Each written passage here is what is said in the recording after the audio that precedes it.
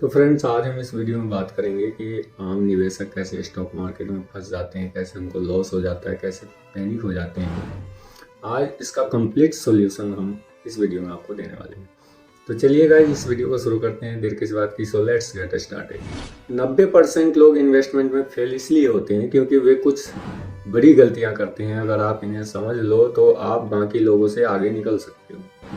Knowledge की कमी, बहुत लोग बिना सीखे ही शेयर मार्केट में पैसा डाल देते हैं। कंपनी क्या करती है, प्रॉफिट कितना है, डेप्ट कितना है, ये देखे बिना इन्वेस्टमेंट कर देते हैं। शॉर्ट टर्म में जल्दी पैसा कमाने की चाह, लोग सोचते हैं 1 से 2 महीने में पैसा डबल हो जाएगा, लेकिन इन्वेस्टमेंट असल में लॉन्ग टर्म गेम है। इमोशन से डिसीजन लेना, मार्केट गिरा डर कर बेच दिया, मार्केट बढ़ा लालच में खरीद लिया। इमोशन से डिसीजन लेने पर अक्सर नुकसान होता है। टिप्स पर इन्वेस्टमेंट करना, बहुत लोग टेलीग्राम, व्हाट्सएप या दोस्तों की टिप्स पर शेयर खरीद लेते हैं। ज़्यादातर टिप्स रिलायबल नहीं होती। पेशेंस की कमी, अच्छे इन्वेस्टर जैसे वॉरेन बफेट, राकेश झुनझुनवाला सालों तक शेयर होल्ड करते हैं, लेकिन ज़्यादातर लोग 2-3 महीने में बेच देते हैं। रिस्क मैनेजमेंट नहीं करना, सारा पैसा एक ही स्टॉक में लगा देते हैं, अगर वो गिर गया तो बड़ा नुकसान हो जाता है। सिंपल रूल ये है इन्वेस्टमेंट का, नॉलेज लो, लॉन्ग टर्म सोचो, डाइवर्सिफिकेशन करो, इमोशन कंट्रोल करो। अगर ऐसा करोगे तो आप 10% सक्सेसफुल इन्वेस्टर में आ सकते हो। अब मैं आपको बताऊंगा कि FII, DII long term investment के लिए स्टॉक कैसे बाय करते हैं, क्या उनका स्ट्रेटजी होता है। क्योंकि आम निवेशकों को ये सब स्ट्रेटजी मालूम नहीं होता, ज़्यादा चांस इसी वजह से होता है कि वो स्टॉक मार्केट में लॉस कर लेते हैं। तो इस स्ट्रेटजी को आप अच्छे से समझिए और ऐसा ही करने की कोशिश कीजिए, तो आप कम कैपिटल से भी बड़ा कैपिटल बना सकते हैं। स्टॉक मार्केट में बड़े प्लेयर कौन होते हैं? जब फॉरेन इंस्टीट्यूशन इन्वेस्टर्स और डोमेस्टिक इंस्टीट्यूशनल इन्वेस्टर किसी स्टॉक को खरीदते हैं तो कई बार वही स्टॉक फ्यूचर में मल्टीबैगर बन जाता है। लेकिन सवाल है, ये बड़े इन्वेस्टर स्टॉक चुनते कैसे हैं?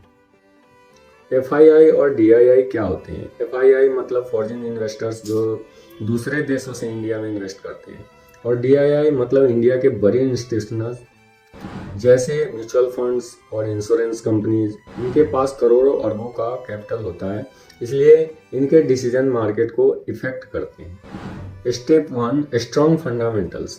सबसे पहले कंपनी के फंडामेंटल्स देखते हैं, इंपॉर्टेंट चीज़ें, सेल्स ग्रोथ, प्रॉफिट ग्रोथ, डेप्ट कम होना, स्ट्रॉन्ग मैनेजमेंट। अगर कंपनी फाइनेंशियली स्ट्रॉन्ग है तभी ये इन्वेस्ट करते हैं। Step 2, sector analysis. बड़े इन्वेस्टर्स पहले सेक्टर चुनते हैं, example banking, IT, pharma, infrastructure. अगर ये सेक्टर फ्यूचर में ग्रो करेगा तो उसमें लॉन्ग टर्म इन्वेस्टमेंट करते हैं। Step 3, valuation check. इसके बाद वैल्यूएशन चेक किया जाता है, important ratio, price to earning ratio, price to book ratio. अगर शेयर बहुत महंगा है तो बाइंग नहीं करते हैं। Step 4, gradual buying. FII और DII एक ही दिन में पूरा पैसा इन्वेस्ट नहीं करते हैं। स्ट्रेटजी, मार्केट गिरा थोड़ा बाइंग किया, और गिरा फिर बाइंग किया, इससे एवरेज प्राइस कम हो जाता है। Step 5, long term patience. बड़े इन्वेस्टर जल्दी प्रॉफिट नहीं देखते, कई बार शेयर 5-10 साल तक होल्ड करते हैं ताकि कंपाउंडिंग का फायदा मिले। अगर आप भी इन्वेस्टर बनना चाहते हैं तो फॉर्मूला फॉलो करें, strong company, good sector, right valuation, long term patience. Friends, जो FII, DII होते हैं आम निवेशकों की हर चाल को समझते हैं।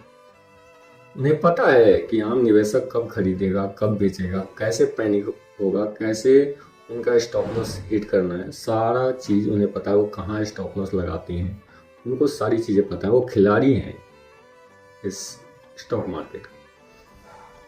तो आपको उनकी स्ट्रेटजी समझनी ही पड़ेगी यदि स्टॉक मार्केट में पैसा बनाना है तो। आम निवेशक क्या करता है, जब कोई स्टॉक न्यूज़ में आता है, जैसे कि इस कंपनी ने इतने दिन में इतना रिटर्न दिया, आज इतना % ग्रो हुआ, तो इन न्यूज़ को देखकर आम निवेशक उसमें बाइंग कर लेता है, या कोई किसी से टिप्स लेकर बाइंग कर लेता है।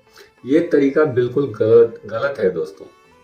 आप स्ट्रॉन्ग फंडामेंटल्स वाले कंपनियों को फाइंड करके अपने वॉच लिस्ट में ऐड कर लें, उसके बाद उसका चार्ट थोड़े थोड़े दिनों पर देखते रहें।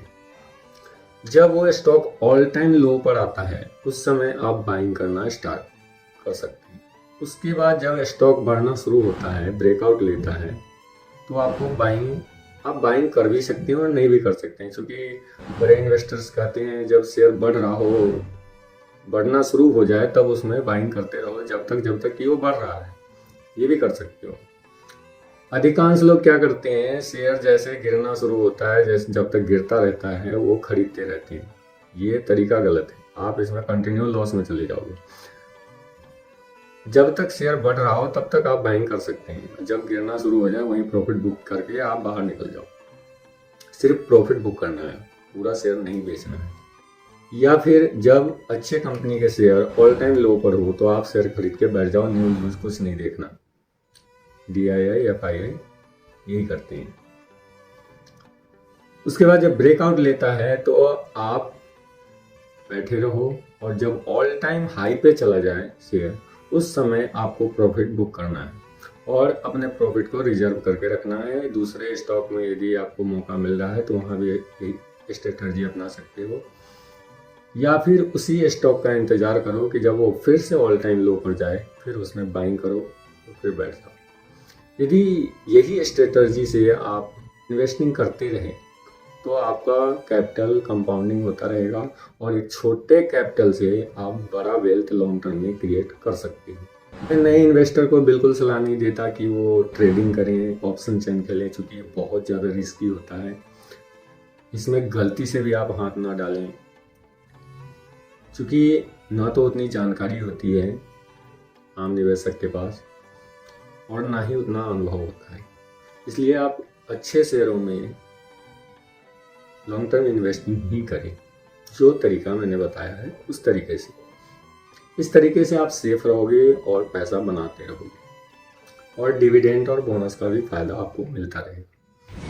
तो दोस्तों, कैसा लगा ये वीडियो?